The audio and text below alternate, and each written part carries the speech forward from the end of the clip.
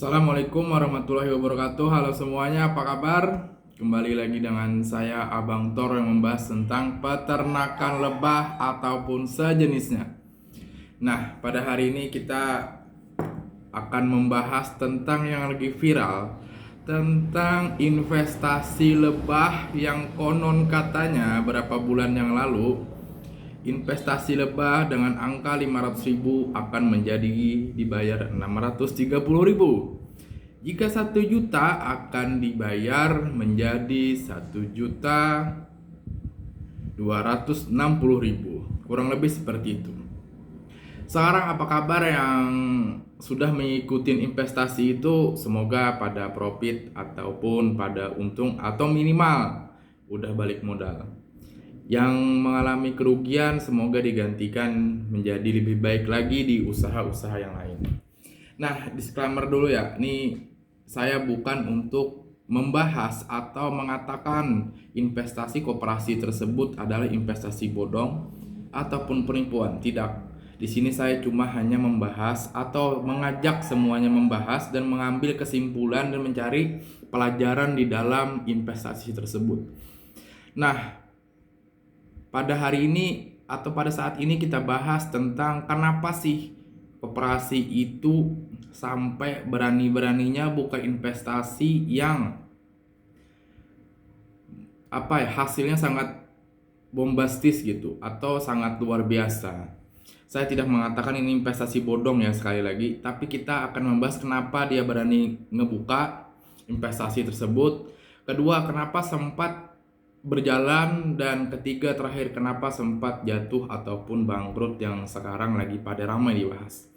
Cukup sampai 3 ini aja ya kita bahas. Kenapa dia berani buka, kedua kenapa sempat berjalan, ketiga kenapa sampai terjatuh sekarang sehingga banyak orang berkorar-korar tentang mengatakan bla bla bla bla.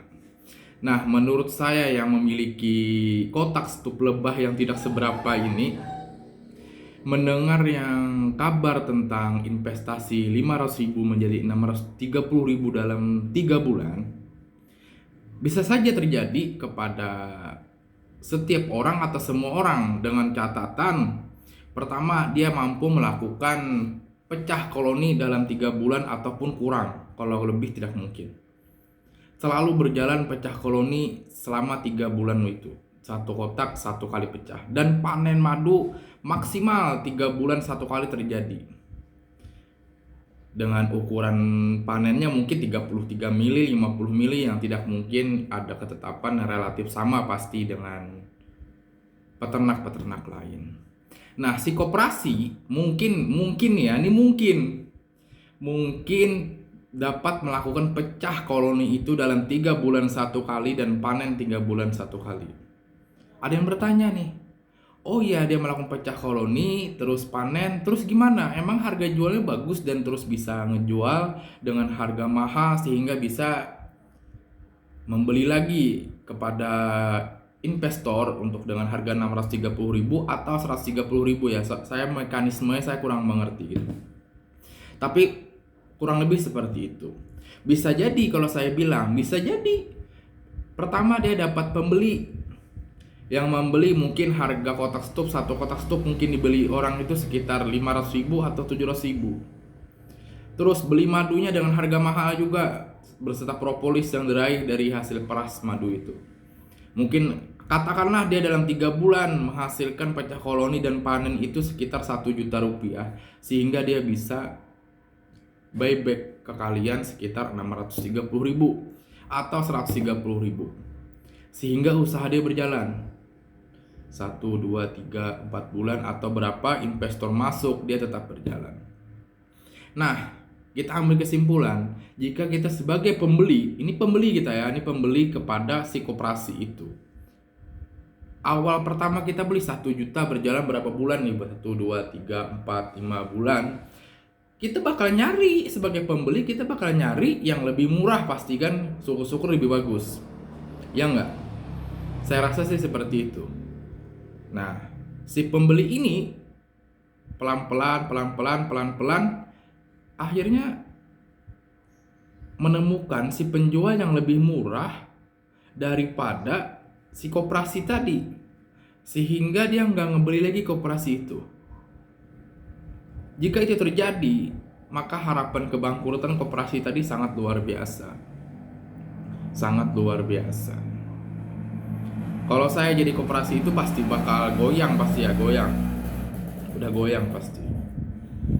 Mungkin ya, mungkin. Kenapa bisa bertahan? Cuma ada dua hal. Satu, masih punya apa namanya nih ya? Lupa saya sih. Cash flow yang kuat. Kedua, dengan masuknya investor baru.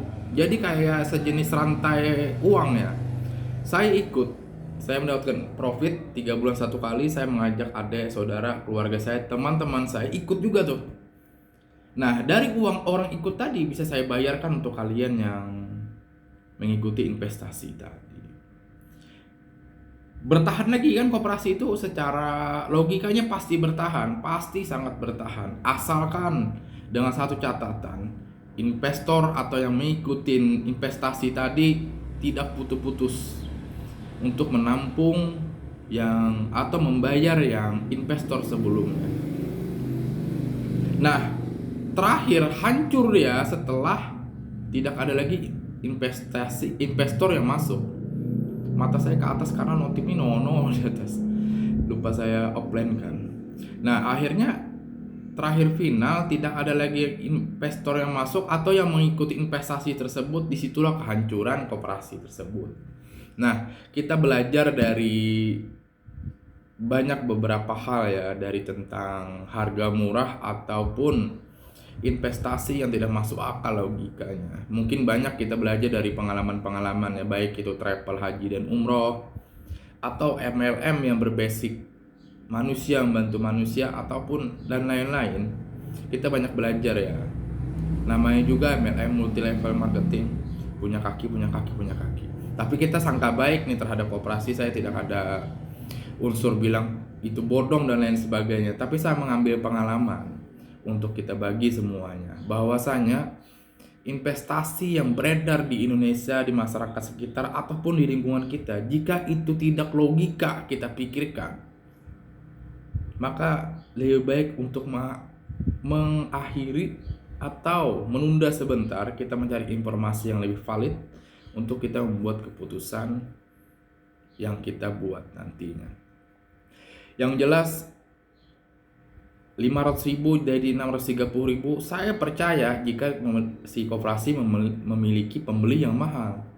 Tapi secara pribadi, saya sebagai peternak, jika itu terjadi, maka saya nggak bakal mampu bayar kalian 500.000. Ayo sini, misalkan sini investasi dengan saya 500.000, beli kotak stok, nanti saya ganti 630, atau saya beli 630, atau saya kasih 130.000. Saya nggak bakal mampu, karena saya tahu tidak semua di kotak stok berhasil dipecah koloni, atau tidak semua kotak stok menghasilkan madu. Apalagi tidak semua kotak stok menghasilkan madu yang besar. Sedang kita tahu harga pasar 100 mili, 200 mili, madu berapa sih? Ente mampu menciptakan itu, kecuali keajaiban ya, dari 100 kotak stok mungkin 1 atau 2 kotak yang luar biasa hasilnya. Wajar itu terjadi. Tapi kalau bikin rata-rata atau 70% atau bahkan 100%, kotak stok yang kita miliki menghasilkan madu yang sangat sempurna banyaknya, sehingga kita bisa menjual dengan harga pasar, lalu kita memiliki hasil yang maksimal. Mungkin bisa terjadi, tapi kalau saya nggak logika dan nggak bakal terjadi hal-hal seperti itu. Nah,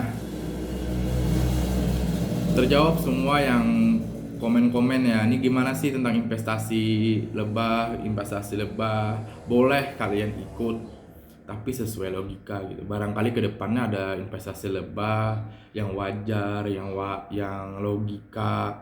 Kalian tahu pasarnya di mana, ngejualnya di mana, tahu pembelinya di mana, tahu lebah kotak stok ente yang ente investasikan tuh mana. Mungkin itu akan lebih baik. Tapi jika tidak ada kejelasan, cuma ada gedung yang gede, terus banyak kotak stok, lebih baik ditunda dulu ya. Kita bukan menjas dia bodong ya, nggak ada di sini.